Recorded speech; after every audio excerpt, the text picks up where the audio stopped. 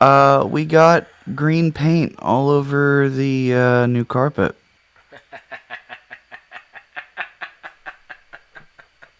So yeah, it's been. You didn't tarp it? Uh, we did. That's the thing. So, uh, I'm sure you saw the picture she put up there of that I wall. yeah, of the wall, which was Yeah. cool, obviously. So, yeah, we had the tarp down and everything like that. So I was in the process of cleaning everything up, so we could, get that room set up. And I'm just, grabbing stuff, putting it off to the side.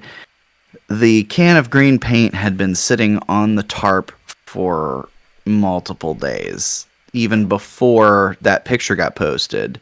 So it Okay. was like 5 days had been sitting there. So I'm like, okay, and it's latex paint too. So it's like the shit dries and it's hard and it's like skin you can peel off basically. Okay. So I pick up the tarp and I pick up the bucket and I take and put it over off to the side and doing the floor and everything, and I go to move it again and I'm like, are you, what is there paint over here? Whenever I pick it up, and of course I don't think and set it back down. Oh, So Neil. yeah, Oh, Neil. so we got two spots there, and Oh, then Neil. and there's another one that's like kind of in the middle that I So found it before wasn't I even even like a mishap. It was just a dumb mistake. is yeah, is stupid. So yeah. Time to get your fix.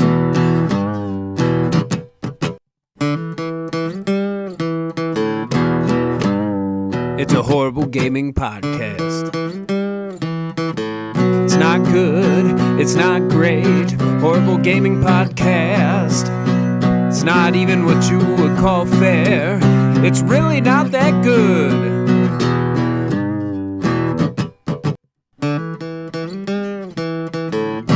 Horrible Gaming Podcast. Hello, my name is Zachariah with Old Man Gaming, and for whatever reason, you have decided to tune into another horrible gaming podcast. But I am not alone, nor am I ever alone. With me is. Neil, aka Tiny Wizard. Hello, Neil. We are doing the podcast, and just so that everybody out there knows, before we get into the credits, we are doing the podcast on Friday during the day, which is totally insane for us. So we are only 5 days out from the last podcast recording, so just keep that in mind, everybody. But before we get into it, let's do the credits.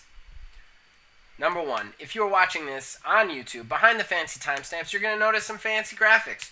Anything that is original is provided to us by Mr. Mark Bell. We thank him for that. And then, the theme song for this show and all of the shows here at OMGW are provided by the man who makes the music, my brother Nick Van Sidis, and we thank him for that. And those are the credits. Moving right along. Horrible Gaming Podcast.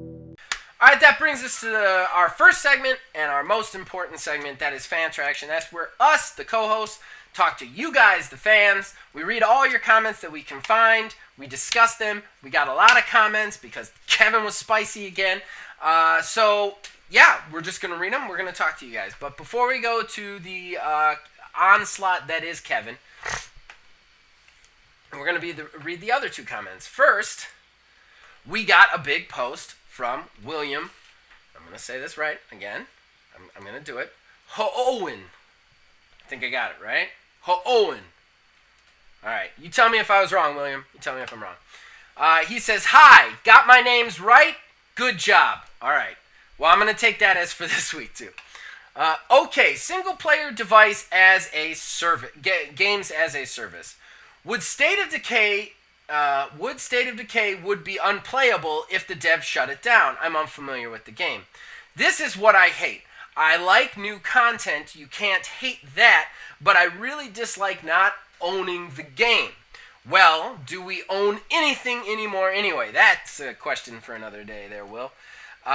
Totally agree with both of you on Blizzard, and boycotting their games will indeed make devs lose their jobs.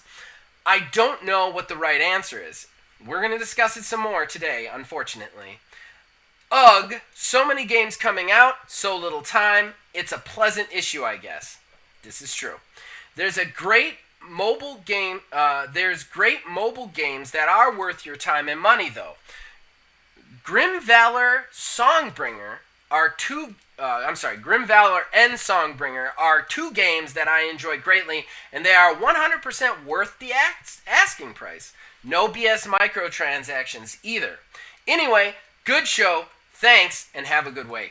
First of all, thank you for the comment, William. We always appreciate the comment. We always appreciate the interaction. And I hope I got your name right for 2 weeks in a row. We'll have to see. State of Decay would not shut down if the devs if the devs stop working. I kind of see what he's saying. If the devs stopped working on it, it wouldn't go away. It would still exist. But there is this feature in it where they're constantly adding this bounty broker, where they're constantly adding these things where like you can get special weapons if you do these extra tasks, sort of thing. So, for whatever reason, my alarm is going off. Okay. So that's the tricky part. I see what you're saying, though, like, on the games of service, like I think he's talking about, like, Final Fantasy XIV. If the devs stopped running the servers, there wouldn't be a game anymore. Yeah, I mean, that's definitely a hallmark of something being a game as a service. Yeah, just updates is just, a game being updated. I don't think that's really like anything that falls within the realm of game as service. It's I when described you this feature to you last week, and you said it was pretty lives as servicey. What? Well, no, it's if you have somebody coming in with like the bounty thing that you were talking about. Right. That's different. That's different. Like it is a new rotating thing. If you like an update, I'm thinking in the realm of like like an actual update, like fix this, that, and the other thing. Okay, yeah, like, and there are some things that can fall either way. So like an update in we're adding a weapon or something like that. That's more towards the game as a service thing. Right. But yeah, another way to think about it is it's a good way to think about it. There is if a server gets shut down, is the game still playable? Right. I was talking about this with Phil Billy too, and we were because he wanted to discuss this too, because his mindset was like there are single player games that aren't, and they're like very heavily narrative driven ones that just like start and end. A lot of indie games and stuff like that, and like he's not wrong. Those aren't games as service, and they shouldn't be. I think, but one of the things we discussed too is like it's so weirdly blended together. Like you've got so many games out there that are games as service that take a lot of like direction from single player games, and you have a lot of single player games like taking in some like games as service stuff. And I kind of want to do a terrible talk on games as service and what it is, because I personally don't think we should use the term anymore. I think we're past the term at this point, because I think everything is either kind of games as servicey or nothing is, because it's just normalized at this point. Like I don't know. Like games as service doesn't turn me off or not, because half of the developers who use the term don't even use it correctly anyway. I mean, if you were to go back to the original meaning of the term, like the original meaning of the term, it would be what Kev said like months and months ago when we discussed this before. It would be you pay a subscription fee to them to be on their online server to play that game as a service. That is the definition of games as service, and almost nothing coming out now looks like that. Right. Yeah, that is very hard. Like that is by definition a game as a service. But right. When you think of other games that have, made their way out in that regard, stuff like Fortnite, stuff like that. Mm-hmm. I mean, you're not paying a subscription per se, you got your battle pass and stuff like that. Sure, but that doesn't fit that grammatical mold. It doesn't. Per se. Yeah, the thing, but like it's not providing you a service, because you're not paying them for a service. It's just a game that exists on a server. So like I don't know. I feel like the games as service thing is so muddled in itself right now. Like it's so much gray area. It's really hard to define what a games as service is and what a single player experience is. I mean, sure, there's a couple where you can be like Fortnite, where you can be like, well, that's definitely a games as service. But even that one is free to play with microtransactions. So like it's very strange. Like I have a hard time really in my head reconciling that as a term anymore. Honestly, I don't know. Yeah, I don't know. It's In that tricky. regard, yeah.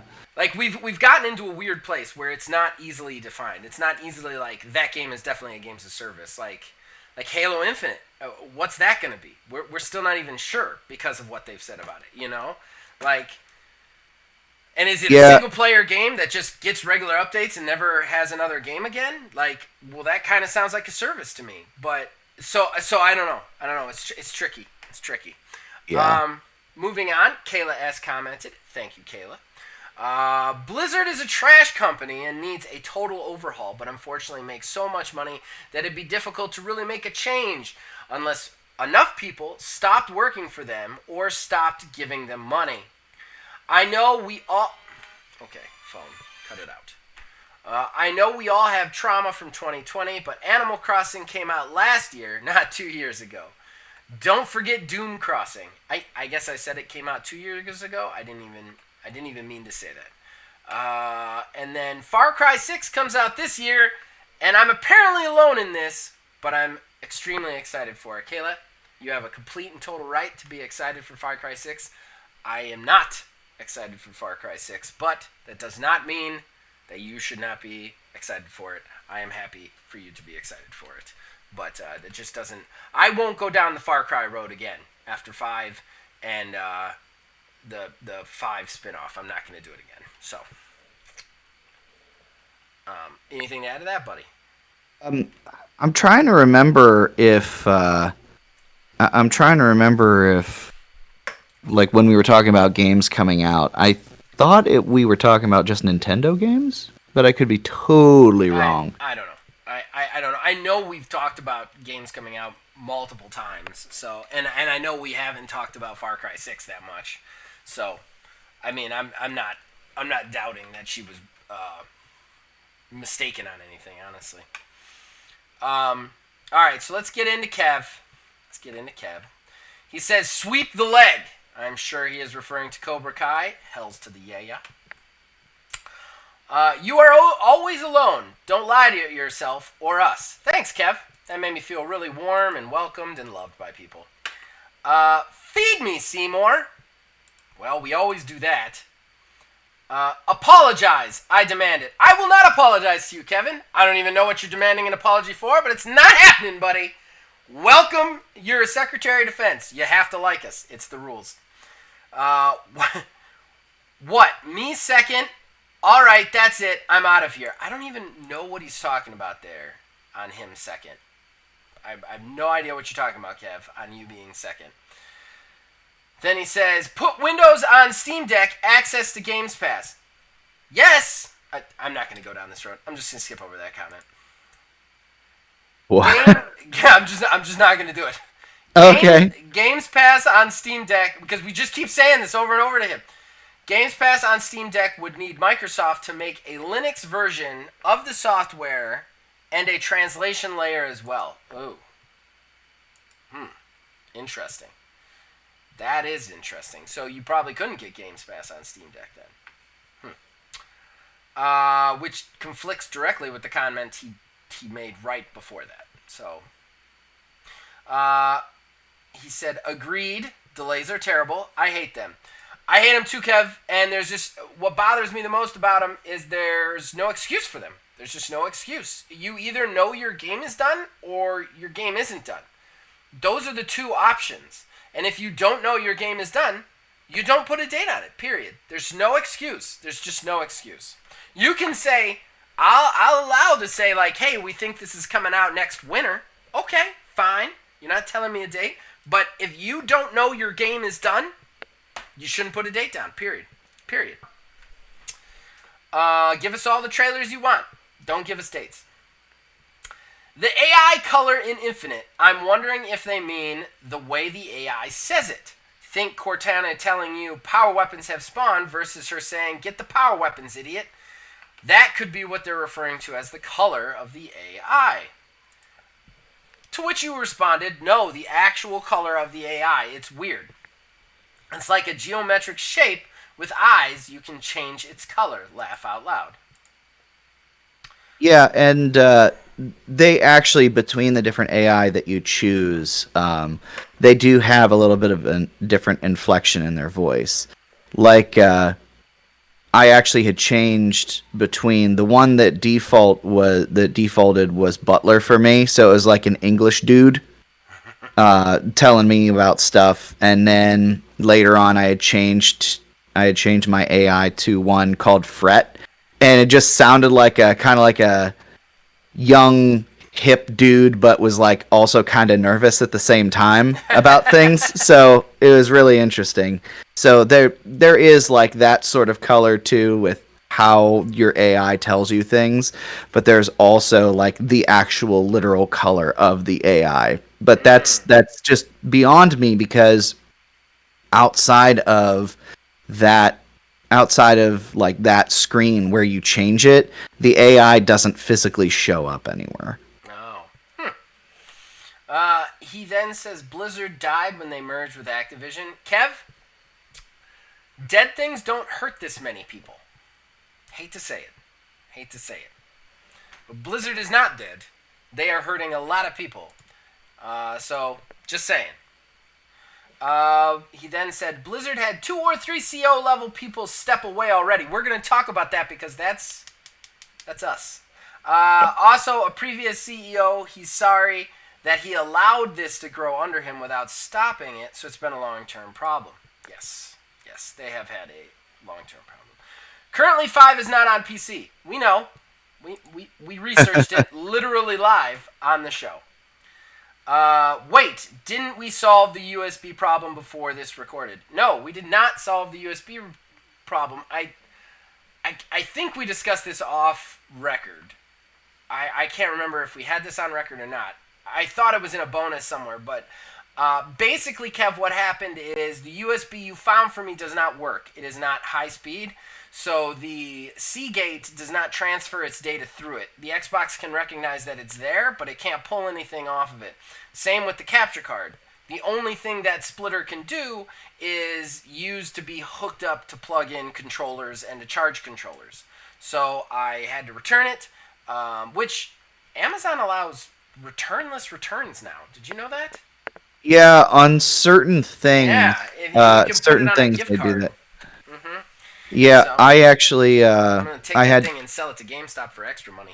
I actually had to return. I got a different fan for the back end of my PC, and they sent me a totally different one. They did not send me one of the maglev ones that I ordered, so I had to go take it back. But yeah, that was one of the things. It was like, oh, you want to just keep it? Like, no, I don't want to just keep it. Like, there's no reason for me to just keep it. Kev Too Tall, Neil, you have not seen Wolf of Wall Street. Time to just take you out back and put you down. As the secretary, I didn't read this comment beforehand. As the Secretary of Defense, it is my duty to protect the sanity of our fearless leader and the credibility of our pristine channel. Well, Kev, I'm gonna say right now, I appreciate that comment. I will say our channel is anything but pristine, and you do not have to kill Neil. All right. So But what it. if he could? What if he just could just take me out right now? It'd solve a lot of problems. Oh, it's just paint on the carpet, man. You'll be all right. All right, everybody. I think that's fan traction, man. There was one other thing Phil wanted me to talk about, like we talked in person, and I can't remember what it is, Phil Billy. If you remember what it is, put it in the comments. It's just a memory loss thing. Because we talked about the games of service thing, and then he had another thing he wanted me to talk about. I can't remember what it is offhand. So there's that. Anything you want to add to any of that, man? No, I don't think so. All right, let's get into this fucking show then. Horrible Gaming Podcast. That brings us to our first talking point. We're redoing it. Another one, because a lot of stuff happened. We're talking about Blizzard again. Now, I want to give you guys the update. Okay? Because here's the timeline. Alright? Blizzard's had all this crap going on. Tuesday, 8 a.m. podcast that will change the world goes live on Anchor, Spotify, and many other places where you can listen to podcasts. That's called a Horrible Gaming Podcast, episode 102. An hour and a half later, 9:30, the story breaks. Jay Allen, CEO of Blizzard, steps down amid the controversy. 1 hour after that, we find out that the employees who have walked out have decided to form a coalition, and they are not going to seek the counsel recommended to them by Blizzard itself. So guess what, guys? We did it! Meow, meow, meow! That's right, ladies and gentlemen, we did it! You are welcome. We fixed Blizzard. What do you think, Neil? I think that is a series of coincidences. Nope. Not at all. We did it. We fixed Blizzard. We did it. It's us. Our podcast comes out. Jay, who definitely listens to us, becomes racked with guilt at our impassioned pleas for justice, and steps down. That's it. Old Man Gaming. It's us. We did it. We did it. Yeah, so I don't think we fixed anything though, because No, we didn't fix anything. we're still dealing with we got, higher ups. I believe Bobby Kotick put out another thing. You were too, supposed to be a saying- unified front on that, by the way. We texted back and forth that we were both going to take credit for him stepping down. I don't know why you decided to sell me out there, but I'm hurt. I'm really hurt there, Neil. You can't tell me in the thing that we're definitely going to do it, and then when I do it on air, be like, nah, we didn't do it. Well, I honestly didn't think you were gonna do it. Are you kidding? Are you kidding? You didn't think I was going to do it? Oh, you're crazy. Jay Allen stepped down because of this podcast. I'm saying it right now. Right here and now. He's one of the 6 people who listened to it in that first half hour, and he stepped down because of us. Yeah, well, so Stop trying to make this an actual news show, Neil. God damn it. I'm doing comedy here. No, I'm just kidding. Well, it's interesting, too, because I think we are slowly progressing towards one of the predictions that I had made for 21. And I didn't think we were actually going to do it, but you and I had mentioned, with this coalition being formed, I mean, the next step is probably going to be unionization after this is all said and done. But, I mean, I think we're still a ways off from this being finished, because we're going to get...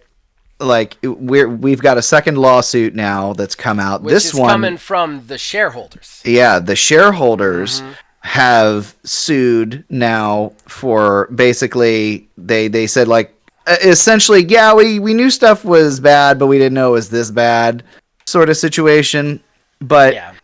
I actually have I've got Robinhood pulled up right now, and I'm looking at Activision's stock in the past week. So it tanked somewhere around 4:00 on August 2nd.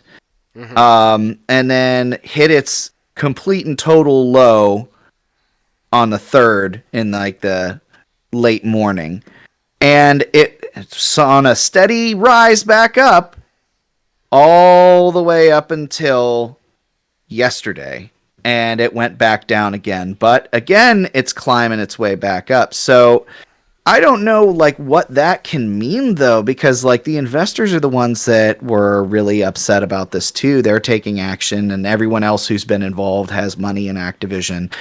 They're like, whoa, this is craziness. They, pulled money out and then filed this lawsuit. And now, it seems like all is forgotten to some degree, which is unfortunate because this, of course, isn't over. The employees are going to take their steps moving forward. But I almost wonder if this is something that is somewhat becoming, quote, accepted, unfortunately, in some degree. We all kind of know that it happens. The news story comes out about it. Everybody's like, you've got to be kidding me. This is ridiculous. This is bad for a week. and then it's like, all right, well, who's the next one that's going to do it? Okay. Well, first of all, in all seriousness, I'll get serious now that you sold me out and left me hanging again. Uh, but to be completely serious about this, I think first of all, I don't think you're right. I don't think it's going to go away at all. I think that we have Not. the coalition thing is the boulder being pushed down the mountain. And that is going to lead us to a union. We've talked at least a little bit about unions on this show, and neither one of us like to go into politics stuff often because we like to keep this fun and breezy. Uh, at least I thought we like to make jokes together, but apparently not. Oh, We like to keep it fun for everybody, so we don't really go into politics a lot. Not only that, politics is a very divisive subject. yeah. I personally believe everybody in the country has a right to their own beliefs as long as they're not hurting somebody or hurting people. But because of that, everybody's very defensive of their beliefs. So you get this weird situation where talking about it kind of creates, I don't know, it just creates more hate. We don't like to do that here. But in this particular situation, we've got it. So we've kind of steered away from like union stuff because I don't necessarily believe in unions as a whole. That being said, we're in a situation in the games industry as far as the workers go, as far as the companies go, where we're so far in the hole of nobody doing anything, Pause. Pause. Pause. Pause. Pause. Pause. Okay. All right, everybody. So we had a little crisis. Probably why you heard Neil scream pause a bunch of times. I might leave that on just for things to make sense. We had a little house crisis on Neil's end. So we're a little bit thrown off. We're actually recording probably about 20 minutes after we stopped a second ago. Maybe not 20 minutes, more like 15, but something like that. So we're a little lost. So we're going to just get back into it. Just jump back into it. We were talking Just like that, like nothing ever happened. Right. We're talking about Blizzard and everything going on with them and the coalition. I think. Oh, we were talking about politics. We were talking about Yeah. we don't discuss politics on the channel very often, for obvious reasons. I'm not going to go through that again. But we're at a point now where we're so deep into the corruption in the gaming industry at this point. Just the worker abuse, the customer abuse, the abuses of power, the whole nine yards. That extreme measures have to be taken one way or the other. So I personally, I have been doing this show for about 2 years now. I've been running this channel for about that long. I've been into gaming for about that long. I am no 100% school educated expert. I don't really see a way out of this at this point with how big these companies have become without a union or government intervention. And I think if I had to choose between the two, I'd probably pick a union. I mean, again, I've talked about, we've kind of touched on the fact that I don't love the idea of a union. I see negatives of some of them. I don't like the, absolute power corrupts absolutely. People in charge tend to get that wrong, and that's what happens. But I mean, on this level, I don't see another way for these people to get justice or to make their jobs bearable. Like I just don't see it. They're so mistreated. They're so downtrodden at this point that I don't. And the companies that are behind it make so much money and are so big. You know what I mean? Like, Yeah. that And I don't see another way out of this. I mean, that's well, my personal opinion on it. especially too with how high profile this all is, because I saw that this has now gone beyond just like gaming outlets and stuff like that. CNN picked this up. Mm-hmm. So, like, we are now, it's now pushed beyond the realm of like, oh, this is just like a video game thing, and it's like only news that, we would care about. Something like, like Cyberpunk even managed to push its way out into like the Mm-hmm. mainstream to Yeah. some degree. So now this issue is a mainstream thing, and like you said, like you can't just like yeah, sure, J. Allen Brack is gone. I don't think this is gonna Because be of us. something that's gonna.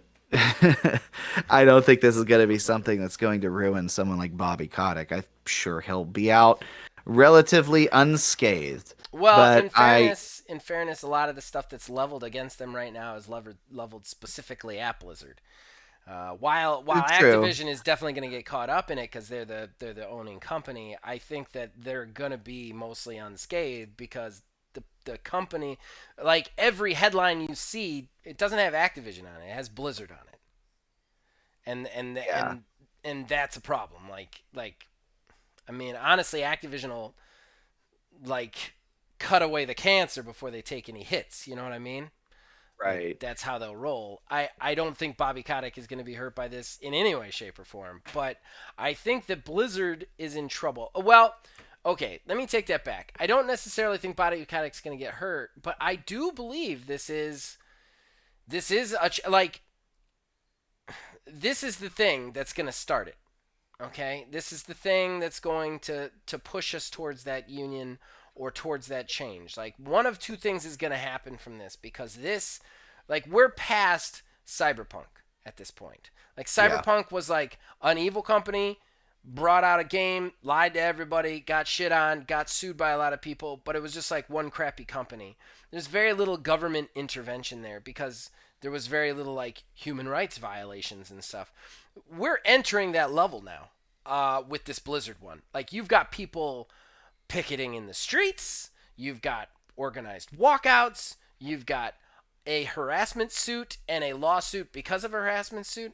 This is the kind of stuff that attracts government. This is the kind of stuff that attracts those kind of situations. So we're looking at one of two things happening. In my opinion, we're either going to see a union end up forming here, and if it forms here, it's going to slowly spread to every developer.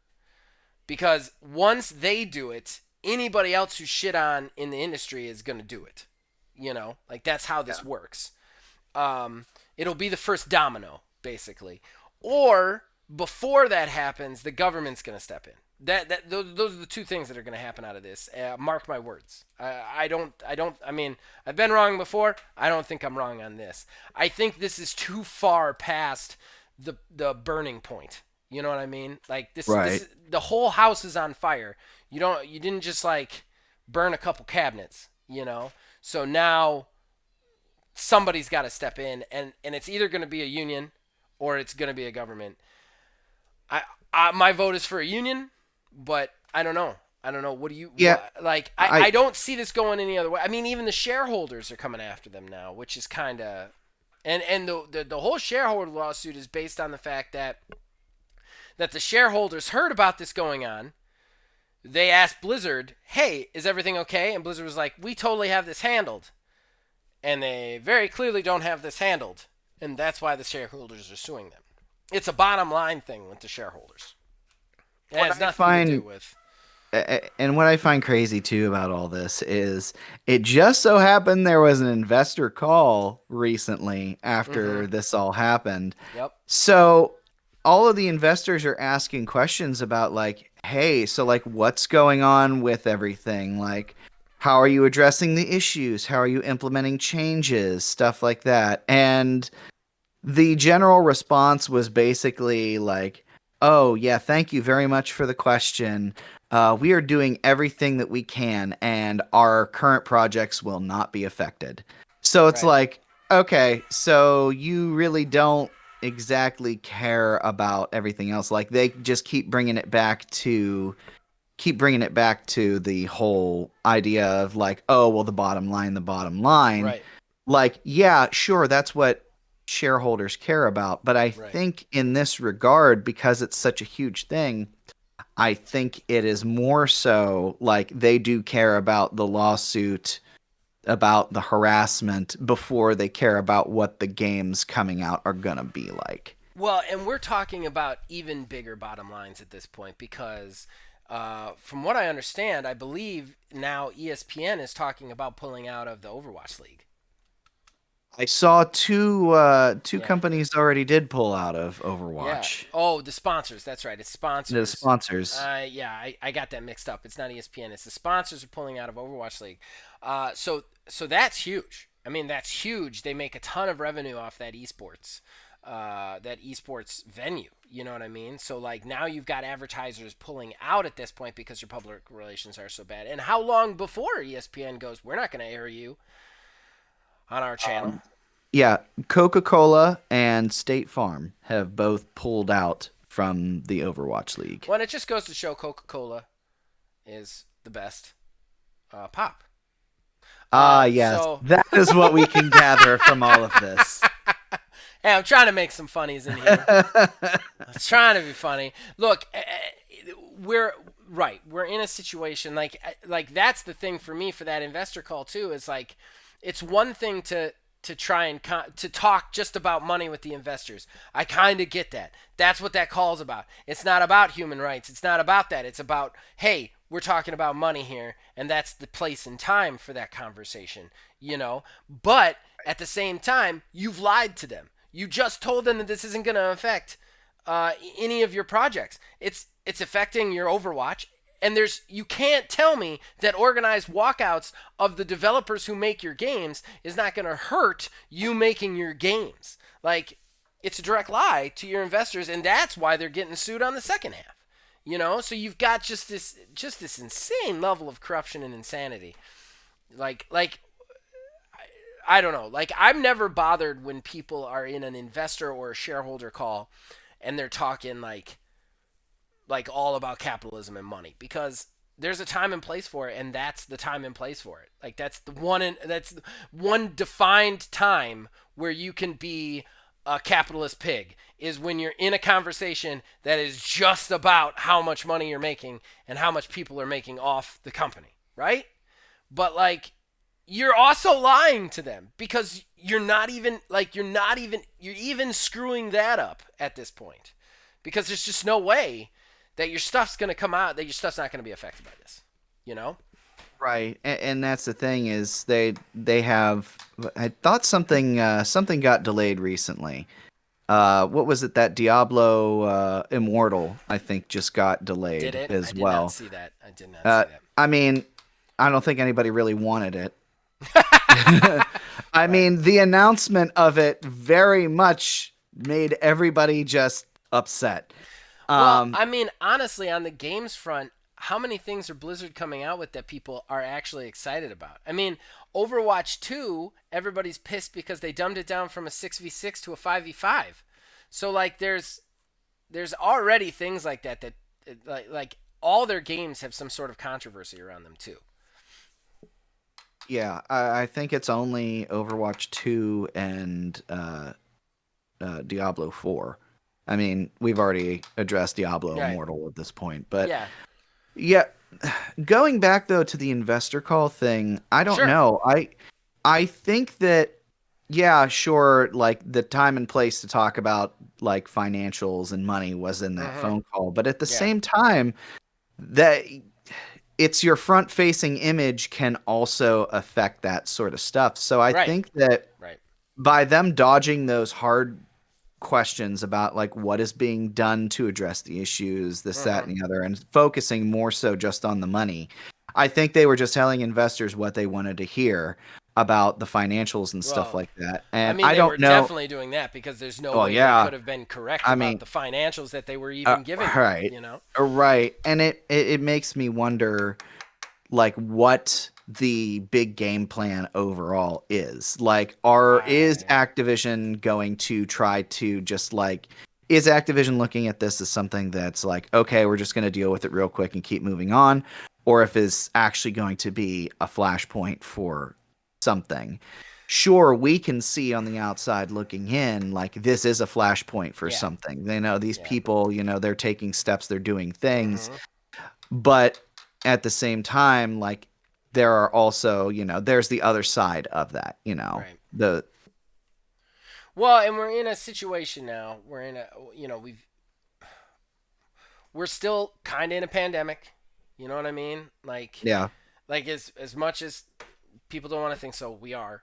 So we're kind of in a weird situation where there's a lot like jobs, employment, like all of that is very not stable, you know? So there is a level of like some people just want to work.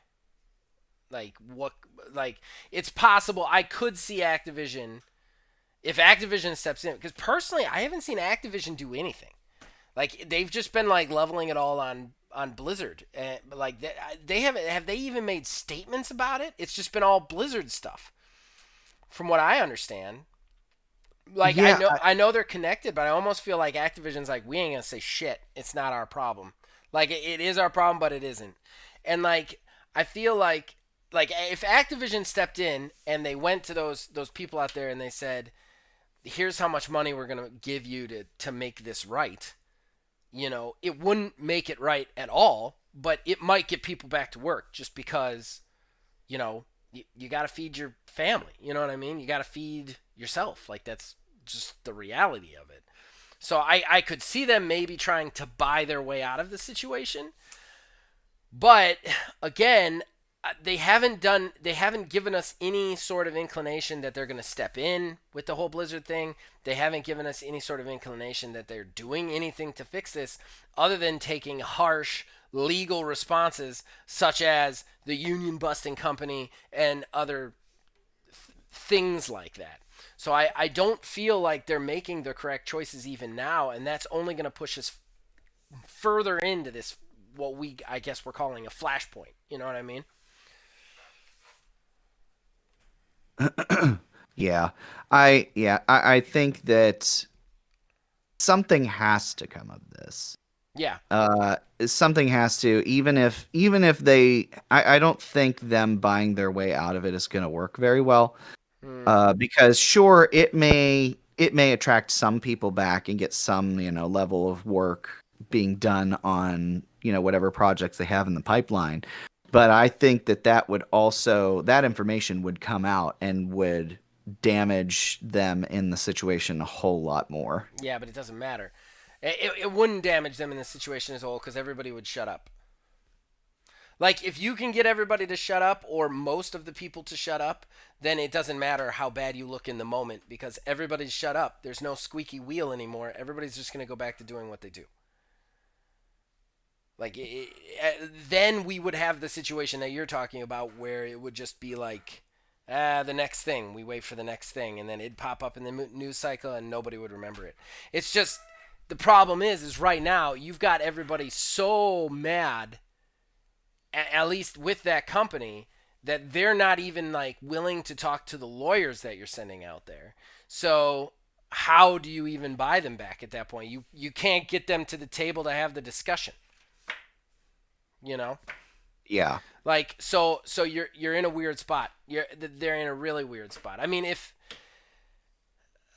I don't know, like it's a real weird. And don't get me wrong, I'm not saying that that's what Activision should do. I'm not saying that that's the way it should go. I'm saying that like worst case scenario. You know what I mean? Like I'm not rooting for that to Right. happen. I Yeah. don't want anybody to think that. I'm not like in Activision's corner. They're a shitty company, so's Blizzard, and they deserve all of this. But like at the same time, I'm just trying to look at it at every like conceivable angle. I do think that like the workers actually saying, we're not going to listen to them. We're going to form our own coalition. That shows that they're definitely going more towards the like union kind of like they're going a different way. You know what I mean? Yeah. And it looks like they're going to definitely try and fight this. I mean, we'll see where this goes. But I mean, that's the biggest problem with these companies though is they have so much money to throw at their problems. Like that you get to a point where like is this the problem that's too big that you can't throw enough money at to fix? Because we haven't seen one yet. Every time one of these comes up, they throw money at it till it goes away. And like and that's how they stay alive because they're just so rich. So like the real question is this going to be the one that's like no amount of money is going to fix this, you know? I don't know. True. I don't know. Yeah.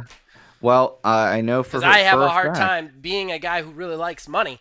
I have a hard time seeing any problem that money, well, not won't fix, but won't get me to shut up about. So like, I don't know. I don't know. I think that like, I think if they want to have a change, they have to be very strong people.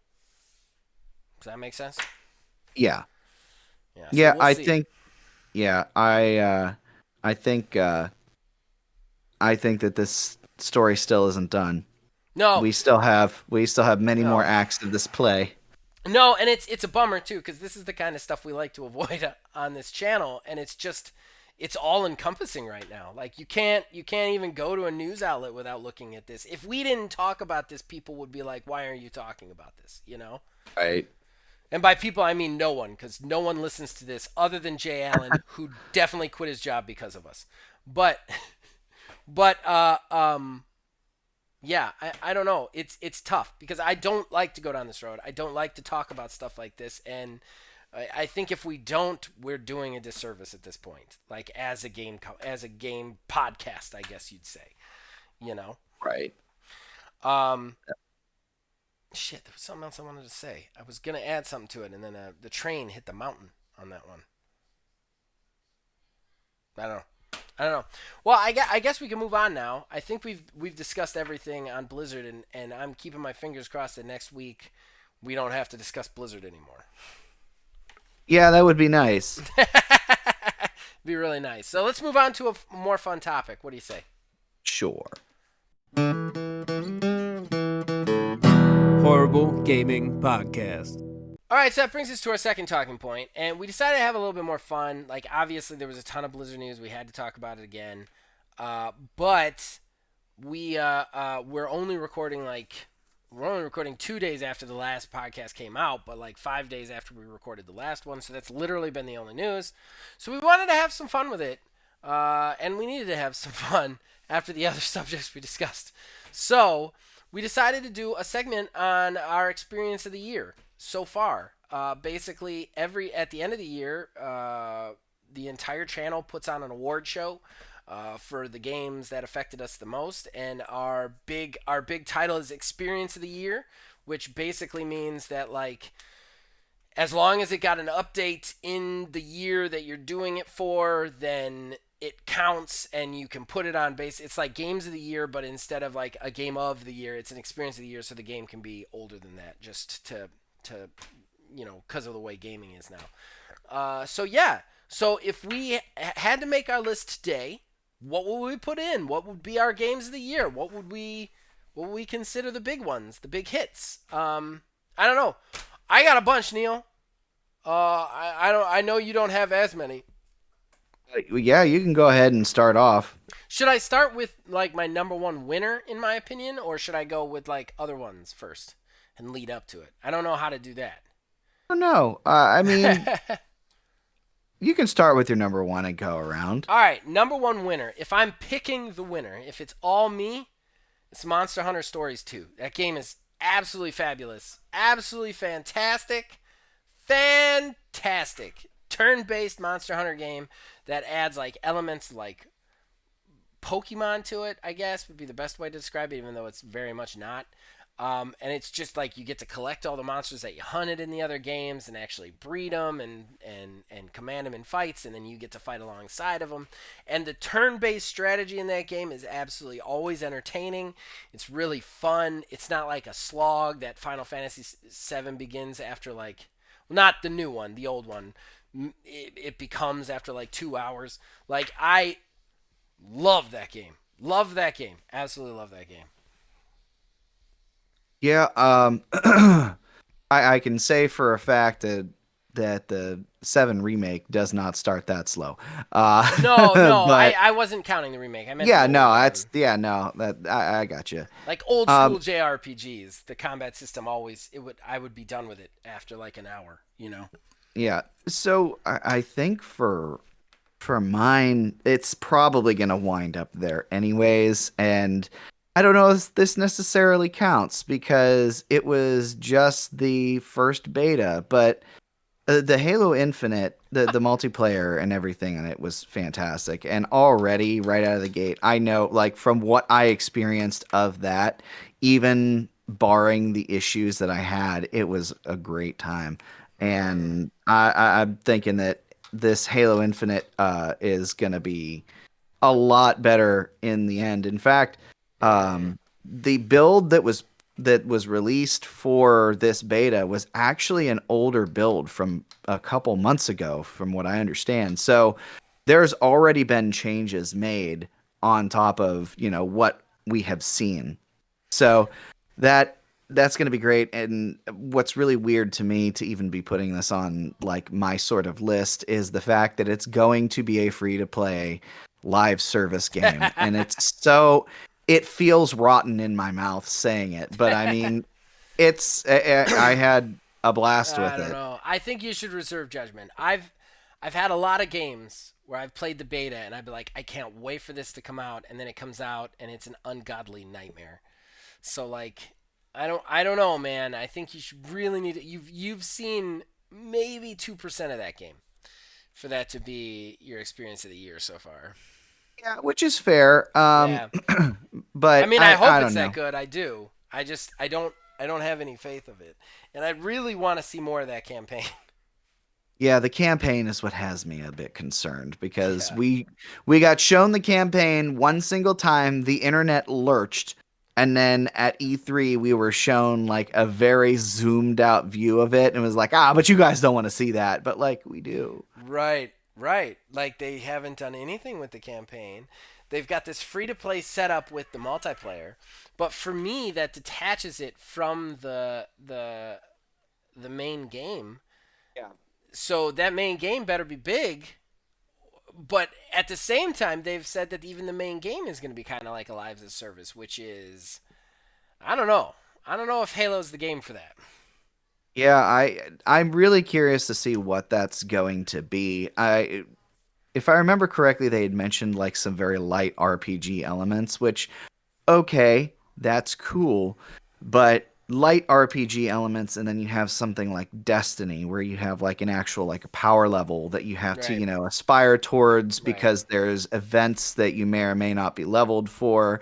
Like it always, Destiny was always a game like that. I don't think you can Right. really easily shoehorn that in for something like Halo. No, you can't. And I don't understand the light RPG elements either, because Halo has no RPG elements. There's zero RPG elements to any Halo game that I've ever played. So I'm very, very confused as to what like, and I don't feel like they belong in that game. I'm not insulting it. I don't think that they should belong in that game. Could you imagine if Halo was like Borderlands, where like every shotgun you picked up had a different like damage and like weird trait to it and stuff like that. Like that just doesn't work for Halo. Yeah, I mean, don't get me wrong, something like that would be cool, but I that mean, is would why it we though? play. I think so, I but mean, at it'd the be cool same in Destiny. I don't know if it's cool for Halo. Is my thing. but that's the thing is sure it'd be cool for Halo, but we already have those other games that do that. Mm-hmm. And especially Destiny, Bungie made Halo. So I mean, it would feel very very off if they Mm-hmm. tried to shoehorn something like that in there. So I mean, we can only wait until the final release Yeah. whenever that is. We're in now August. We have What? 4 months left in the entire year, and we still don't have a release date. So Well, we're not. I'm ready. I'm ready for that delay. I'm I'm ready telling for you. that 2022. I'm telling you what's coming out this year, and it's gonna be that multiplayer. That's what's gonna come Yeah. out this year. Halo itself is gonna be delayed. I. What's weird though is if they did come out this year, both of them together, I don't think any other outlet would do this. But personally, I believe that we would be able to consider them two different games. Oh, absolutely. Yeah, You I know? 100% would, especially because they are both aiming for different things. Yeah. I mean, we've already leaned towards that with games that have a campaign and multiplayer. Right. Outlets like IGN have gone through and reviewed them separately and then at the end as a package deal. Right. So I think that I I definitely would do the same thing. I would consider. So, I mean, who knows later on in this list, depending on when the actual Halo Infinite game comes out, Right. that may sneak its way in onto my list. But so far, all I've been able to play is that beta, and I'm digging that multiplayer. Yeah. I mean, yeah, and there's nothing wrong with that. Halo has always been good at multiplayer too. You know, so Yeah. uh, my next one, like my next front runner, I think all my next front runners are almost all DLC stuff because honestly, we didn't get that many games this year when you really think about it. When you really break it down, we haven't gotten that. We definitely haven't gotten any like AAA games, really, except for Nintendo. Like this has been the Nintendo year, man. Really has, in my opinion. Yeah. Like a lot of AAA stuff from Nintendo. Uh, I actually like one of my front runners would probably be Streets of Rage 4, Mr. X Nightmare. That update, God, I love updates that just like once you're all done with a game, they give you this update. And I paid $7 for it. I don't regret a fucking dime of it because it completely refreshed the game for you. It gives you so much more replayability to it. I think that Mr. X Nightmare is so good, so good. Yeah, I still have yet to get my hands on that one. Oh, I you want to got hit to. people with a swordfish. It's great. There's so many food based weapons in that too. Yeah.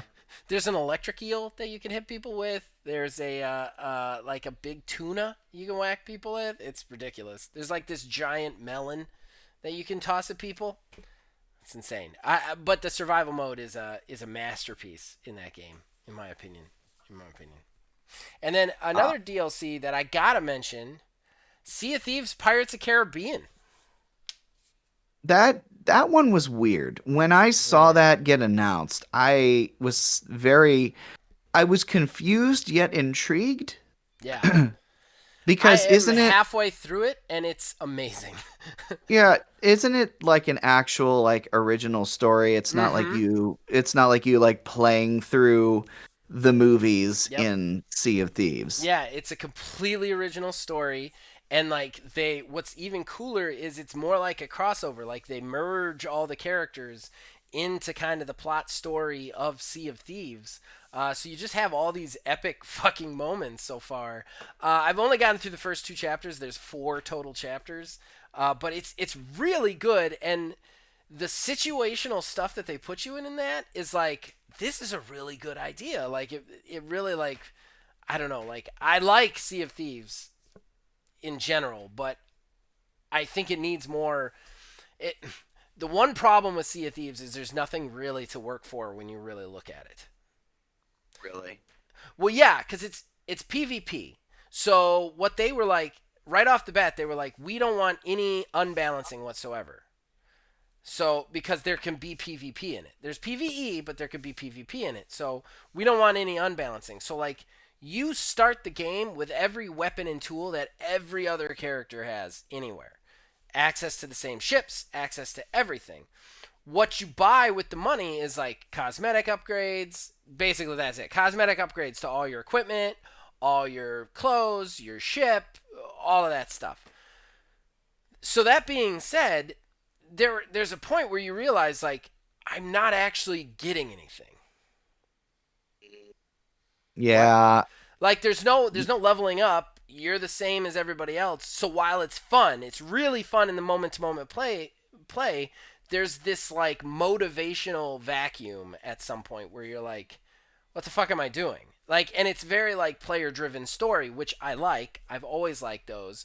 But it's still it breaks down to like go to this place, try and get this chest. Other people might attack you, monsters might attack you, get back, you know? And then once you've seen the thing, you've done the thing, and it's like, okay, that's it. You know what I mean? So, like, this, like, either you need to add stuff for people to work for that actually makes their character better, which they have no interest in, or you need to keep adding content like this. And that's one of the cool things is they've kind of, like, fixed that motivational issue a little bit with this. Yeah. But yeah, Um yeah I'm sorry, go ahead. oh no, I thought you were done. I'm sorry. No, you're fine. You said you didn't have a lot, so I was just kind of going until you Yeah, stopped no, me. I only had I really only had one more. Okay, yeah, hit me. Um, but I didn't get a chance to finish it because I picked it up when we were in like the tail end of us moving, so I just haven't got a chance to get back to it. And there Okay. was an indie game that showed up back in it was like March or so, and it was called Everhood. And I had mentioned it before. Hmm. Um, I it think I've heard of is that. yeah, it's a very weird combination of it. They said they were directly inspired by Undertale. So right out of the Hmm. gate, it's like, okay, so you've piqued my interest. Yeah. Um, but it is Undertale meets Guitar Hero. Hmm.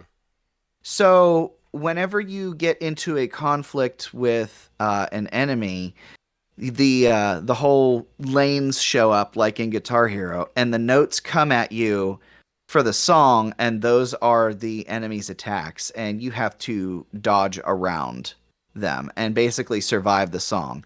Um, Unfortunately, some of the game did get spoiled for me, so that's only the first half of it. The second half is you going through and actually fighting back against them. So while you are avoiding the attacks that happen with the music, you are also trying to attack them back. Hmm. Um, but something like that is like I love those weird combinations of games and like taking an idea and flipping it on its head. Right.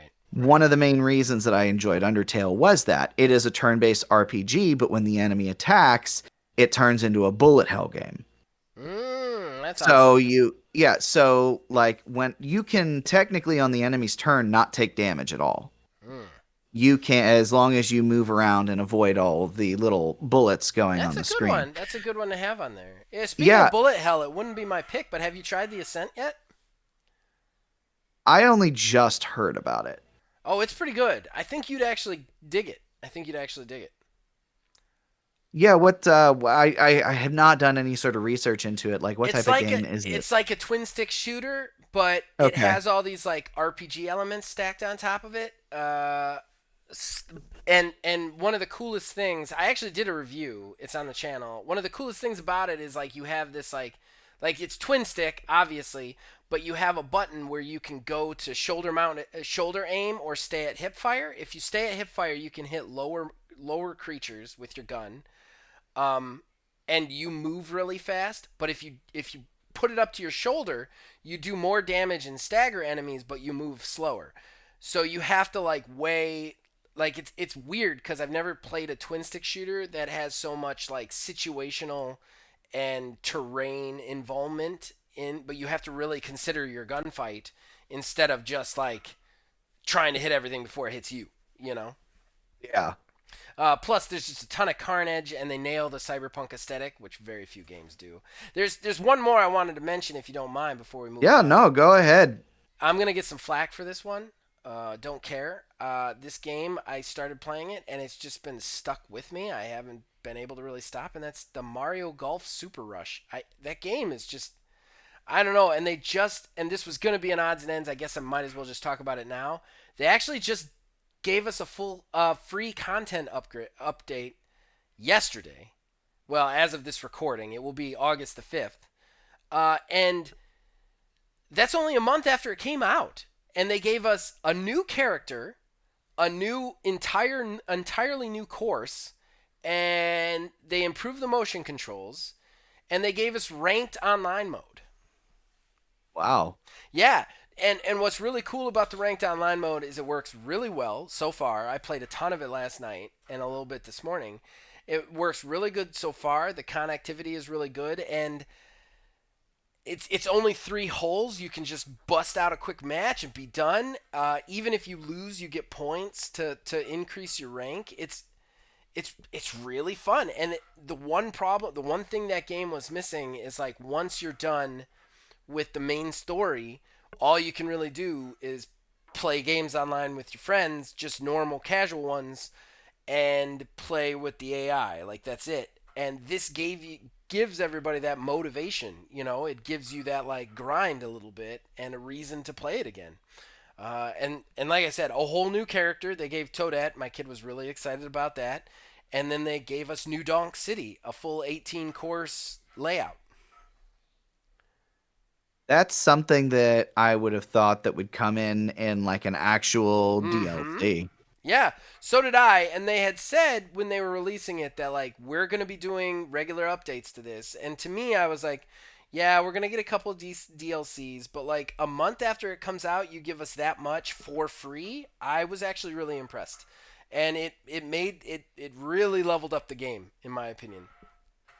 Like, it was good. Like, if I was giving it a number, which I never give games, I would have given it like a 6 or a 7 out of 10. I'm probably up around like 8 or 9 now. It just made it perfect for me.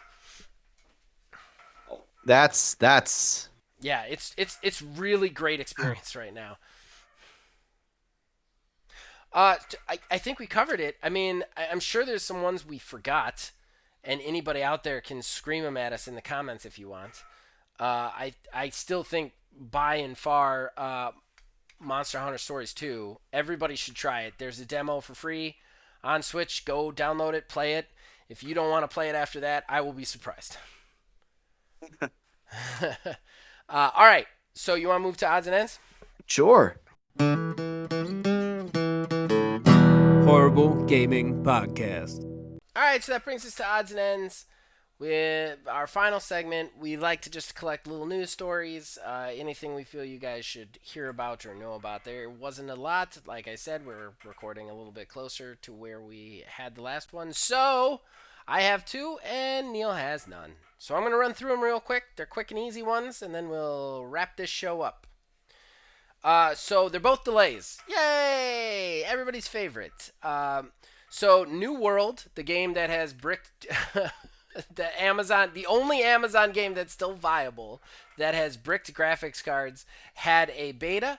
They said that beta was successful. I don't understand how anything that bricked graphics cards could be successful, but they said it was successful. But that means that they want to just add a couple more features, and so it has gone from August 31st to September 28th. They have successfully bricked graphics cards. Yeah, That's the I success. I don't understand. Like, they had this big like Twitter where we had a really great successful beta, and I was like, I'm pretty sure we did a story where bricked graphics cards. I don't know how that's successful, man. Like, I don't know. Unless that was the goal. That was Unless the that was the goal. goal. It Yeah, was Amazon's goal to make a game that bricked graphics cards to force people to buy new graphics and cards they're just sitting there like from we Amazon. didn't brick enough. We got to delay this. We got to delay this until we get a full 90% brick rate. Um, the other delay was, this is a window, so I'm a little bit happier about it. But the co-op horde mode survival Evil Dead game that had been announced for this year has been delayed into 2022. I am really interested to see. I kind of have a tinfoil hat theory on that one, honestly. Okay. I mean, I think it could use some more work. I think they're using this as an excuse to get some more work on it. But I think you've got Aliens Fire Team coming out at some point this year, and you've got Back for Blood coming out. I think the whole like 4v a horde sort of game thing, and then you've got Rainbow Six Quarantine, which I think got delayed as well, but still coming out. I think the whole thing kind of blew up a little bit, and Evil Dead's kind of trying to find its place in that. And I think a little bit of like a year of clearance between those releases might do them a little bit good. So they were kind of like, all right, there's a lot of games coming out in this genre, so we're just gonna push it back to 2022 and make it a little bit nicer. Yeah, they very well could be. I know they had Evil Dead games on like the PS2 and Xbox Yeah, back in the day, but I don't yeah, think yeah. they've done anything since. I've played almost all the Evil Dead games. The first one was on Dreamcast, if you could believe it, Jeez. and it was awesome, but real hard to play. Real hard. Nonetheless, I think it looks cool. I like games like that when I can find enough people to play them with me. Like Left 4 Dead 1 and 2 are awesome. Like they're classics in my opinion. Yeah. And I am so hyped for Back 4 Blood. The only thing that scares me for Back 4 Blood is not finding enough people to play it with. The only thing that scares me for that, especially since it's going into Games Pass, I'm so excited for it. Oh, and surprise final odds and ends. Back for Blood is actually having an open beta for anybody. And that is August. It starts August the 12th and runs through the 19th. Just so you guys know, though, I'm sorry, not the 19th. No, the 19th. I'm pretty sure the 19th. No, 16th. 12th through the 16th. Sorry. Just so you guys know, though, I can't, for the life of me, figure out how to get into it. IGN even released a like a story about like how to get into the beta, and they don't actually say how to get into it. They say when it's coming out that the one in the 12th will be that the one on the 12th is free to all, and that the one going on right now is just for people who pre-ordered. They don't actually say where to go. Like, can I just get it on Steam or Games Pass, I, whatever? They yeah, have not said. you'll probably be able to get it on Steam, Game Pass, anything like that, I'm hoping. because that's most betas I've ever been in. That's how it is. Halo Infinite was the only one that I had to do weird stuff to be able to get into. Um, Yeah. but yeah, it should I don't know though. probably. This one is through WB Games, and sometimes they make you do like one of those like third party like sign up to the WB network thing, you know. Yeah, So yeah. All right. So that's it for odds and ends. You want to do plugs? Wrap this thing up. sure. Since we have no idea how long we've been talking for because of that Yeah, earlier thing. yeah. Hello, Stella. Yes, she can't hear you. She can only hear me. So like, she thinks I'm talking to her. I'm not talking to you, baby. I'm talking to Neil on the headphones. Yeah. It's been a while. It's been a while since I've recorded the podcast where you could possibly interrupt. All right. Horrible Gaming Podcast. That brings us to the end of the show and the shameless self-promotion. That brings it with that comes. Words. So I'm just Yay! gonna slide Show's right onto over. that We want to word tell you vomit. about stuff we want you to watch. There is Halo Infinite Road. We are doing that. The Halo 3 ODST episode, the first one is out. Mm-hmm. And I also did my first impressions video of Halo Infinite, the multiplayer test flighting beta. If you are interested, go ahead and check that out as well. Both fine videos. Both fine videos. Yes. And ODST is not going to be a long season. All right. As far as me, I don't know that I have anything special to plug. We have so much content here in the channel. If I were to plug it all, it would be long-winded and constant and talking. And I'm not close enough to done with OMGW to give anybody a date. So, like, I don't know what I'd plug. Check out the streams. Check out the Let's Plays. They are regularly coming out. Wasteland 330 Fridays. You know, ODST Thursday. We got the Stella Show Tuesdays. Prelude on Sundays. I'm not going to do this. I'm still doing this. I started doing it again. So just check out everything we have to offer out there, guys. We put a lot of work into this channel and this show. I put a lot of work into this channel and this show. So please check it out. And hopefully we can get our streaming problems resolved. And the lunch stream won't be shitty this week. I'm hoping. Fingers crossed. Yeah. So other than that, you guys can talk to us on Facebook at Old Man Gaming DH. You can check us out on Twitter. We're at Old Man Gaming number 9. You can also join our Discord. The link is in the description below. You can influence this and all of our shows from there. As usual, you guys keep watching. You keep listening. We'll keep making them. See you guys next week. I think that's 2 weeks in a row that you said OMGW. Did I say OMGW again? Yeah. I got it on the brain. It's like crunch time for OMGW. So Yeah. like, I'm recording promos like crazy, and then I got stuck in the WWE's unending sexism the other day, and it like totally messes up an entire plot that I have that I don't know how to do it. But like WWE is so sexist. They won't allow women to be in the ring with guys ever. Period. Which is okay, fine. I don't necessarily agree with that because it's wrestling. It's not like it's UFC. Like we all know it's You know what I mean? Like, we all know it's predetermined, so who cares? If you can build a good story, that's what I want to see. But anyway, aside from that, WWE is very rigid about that in real life. Like, they don't like women in the ring with guys. They just don't. So in the game, you can't put women with guys, which is stupid because now you're in video games. Like, why does that matter? But get this, Yeah. get this shit. So, like, they have a promo suite in the game, and the promo suite is like basically pre-done animations that you can drop characters into that you want, and which is how I've done a lot of the promos for OMGW, the talking promos and stuff. Is I Yeah. create them in this promo suite, which takes god damn it for fucking ever because that system's so badly optimized. But there's one scene where I have a girl rescuing another girl from a guy who's attacking, and they have made it. They actually wrote extra lines of code so that if I put a girl in and then I put a guy in, it takes the girl out, and vice versa.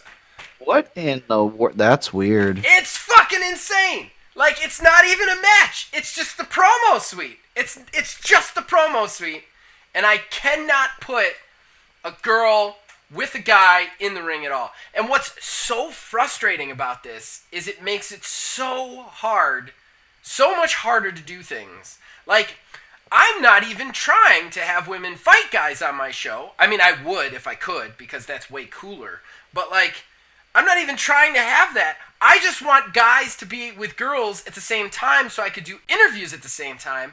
Do you know how hard that is to make happen in that game? Because they won't even let them be in the backstage together. It's insane, man. It's absolutely insane. Oh. I mean, the only other thing I can think of is if you like do like I don't know, like jump cuts between them or something. Well, and that's just so complicated that I already have Yeah. so much on my plate that, like, I did that in the bonus round for one of the promos, and it came out okay, but it took me like basically 3 full days work to do for a very small scene that looked all right. You know what I mean? Like, it's just not worth that. But, like, it's just so frustrating. My wife was like, you should just make 2 girls that look exactly like the guys. And I'm like, they have weird sexist shit in their character creator. Like, if you make the character a girl, it has to have boobs and a butt. Period. Like, you cannot, like, they will look like a girl no matter what you do in that game if you make them a girl in the game. It's so fucking crazy to me. You know what I mean? Yeah. Like, we're not even talking about like it's a fucking video game. Like,